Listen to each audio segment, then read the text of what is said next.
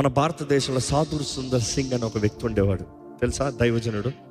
ఎంతమంది తెలుసు? చేతులు ఎత్తండి. ఎంతమందికి తెలియదు? చేతులు ఎత్తండి. దయచేసి ఈ రోజే వెళ్ళి ఆయన జీవిత చరిత్రను చదవండి.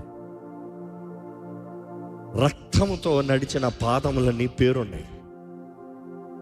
ఆ హిమాలయాల్లో ఆ మంచులో రక్తముతో నడిచిన పాదాలు, ఆ ముళ్ళ తొప్పల మధ్య, ఆ ఫారెస్ట్లో, ఆ ఎడారిలో ఆయన విశ్వాసంతో నడిచి సువార్తను ప్రకటించాడు. కానీ ఆయన చేసిన సేవ ఎంతో ఘనమైంది. మనందరికీ తెలుసు. ఆయన రక్షించబడిన విధానం చూసినప్పుడు ఆయన ఒకటే ఆశపడ్డాడు, దేవుడంటూ ఉంటే నన్ను దర్శించాలి. ఇన్ఫాక్ట్ దాని ముందుగా బైబిల్ని చింపేసిన వ్యక్తి, బైబిల్ని కాల్చేసిన వ్యక్తి, దేవుని దూషించిన వ్యక్తి, క్రైస్తవుల్ని హింసించిన వ్యక్తి. కానీ అటువంటి వ్యక్తి జీవితంలో ఒక పాయింట్కి వచ్చాడంట, దేవుడంటూ ఉంటే నాకు ఈరోజు కనబడాలి, నన్ను దర్శించాలి.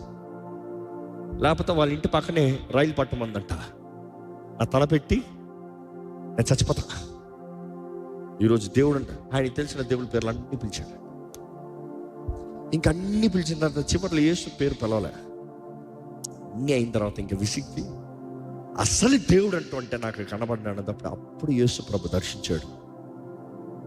అప్పుడు తన జీవితంలో తను చేసిన నిర్ణయం, అప్పుడు తన జీవితంలో తన దేవుని చేతిలో సమర్పించుకుని ఎవరినైతే అసహించుకున్నాడో ఆయననే ప్రకటిస్తాం ప్రారంభించాడు.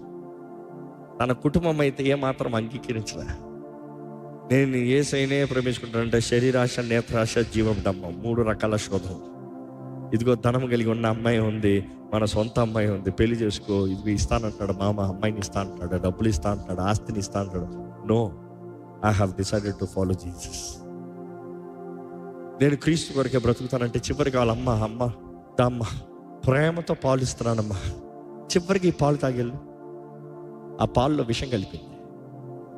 విషం కలిపి తల్లే చేతులారా పాలు ఇచ్చింది. నా బిడ్డ బయటికి వెళ్ళి క్రీస్తుని ప్రకటిస్తాను కానీ వాడు చచ్చిపోతాం మేలనిచ్చింది.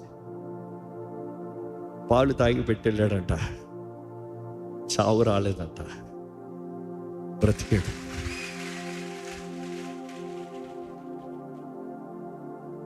ఆయన జీవిత చరిత్రలో ఆయన గురించి రాయబడిన విషయాలు మనుషులు ఇచ్చిన సాక్ష్యములు. ఆయన చెప్పుకుంటాం కాదు, మనుషులు ఇచ్చిన సాక్ష్యములు.